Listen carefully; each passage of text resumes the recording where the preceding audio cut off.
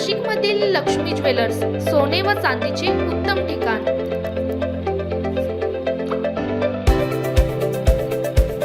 ताज्या बातम्या बघण्यासाठी स्टार लोकशक्ती न्यूज चॅनलला सबस्क्राइब करा आणि बेल आयकॉनला प्रेस करा।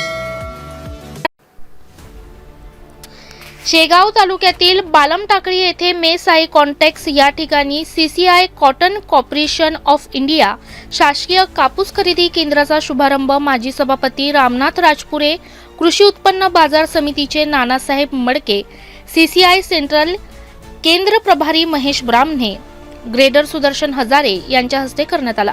या प्रसंगी सुनील शर्मा, महेंद्र शेठ जयस्वाल, सुनील गुप्ता, मोहनराव देशमुख, सरपंच राम बामदळे, एकनाथ कासाळ, रामजी अंधारे आदी मान्यवर उपस्थित होते। शेतकऱ्यांच्या हितासाठी शासनाने सुरू केलेल्या या खरेदी केंद्रामुळे परिसरातील कापूस उत्पादक शेतकऱ्यांना हमी भावाने कापूस विक्रीची सुविधा उपलब्ध होणार असून मध्यस्थांचा त्रास कमी होणार आहे।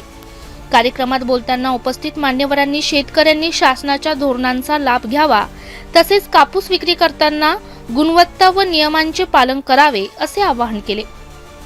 ब्युरो रिपोर्ट पांडुरंग निंबाळकर सह स्टार लोकशक्ती न्यूज शेगाव।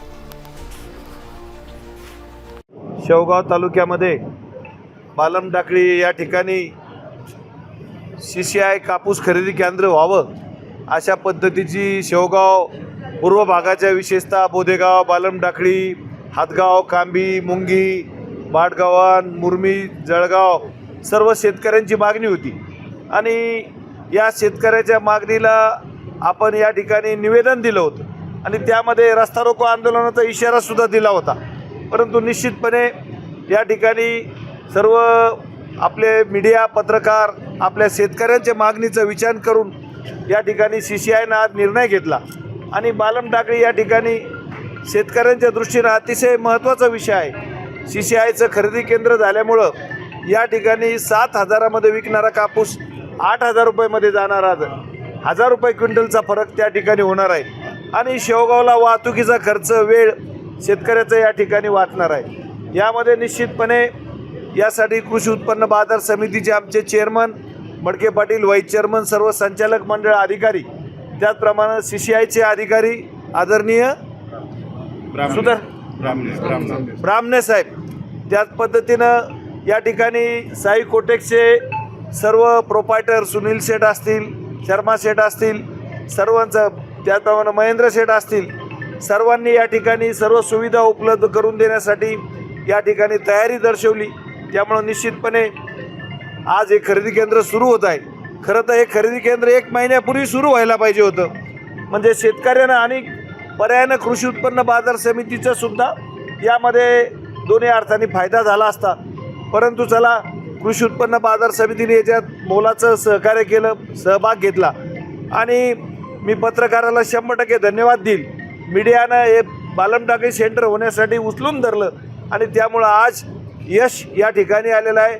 आज मंगळवार दिवस आहे, आपल्या बालंबिका देवी ग्रामदैवतचं म्हणजे देवीचा आज वार आहे आणि शुभवारी आजच्या तारखेला चतुर्थी आहे। तर अशा पद्धतीनं आज या शुभारंभ प्रसंगी मी सर्व मार्केट कमिटीचे आलेल्या चेअरमन, व्हाईस चेअरमन, सर्व संचालक, सचिव ते सहाय्यक सचिव आणि आलेले पत्रकार, आलेले शेतकरी, बालमटाकळी गावचे सरपंच, सर्व प्रत्येकाचं या ठिकाणी साई कोटेकचे सर्व प्रोप्रायटर या सर्वांना या ठिकाणी धन्यवाद देतो आणि चांगला निर्णय या ठिकाणी घेतला। अधिकाऱ्यांनाही विनंती करतो, कारण आता शेतकऱ्यांना खूप अडचणीत, अतिवृष्टीमुळे शेतकरी अडचणीत आलेला आहे आणि जो थोडाफार कापूस आहे त्याला योग्य पद्धतीनं सहकार्य करावं, शेतकऱ्यांना या ठिकाणी मदत करावी अशा प्रकारची विनंती या ठिकाणी करतो। शासनानं निर्णय बी आता मला वाटतं जे एकरी 3.5 क्विंटलचं होतं तर हे हेक्टरी 23 क्विंटलचा निर्णय या ठिकाणी झालेला आहे। त्यामुळे सर्वांना दिलासा या माध्यमातून मिळणार आहे। पुनश्च एकदा सर्वांना खूप खूप धन्यवाद।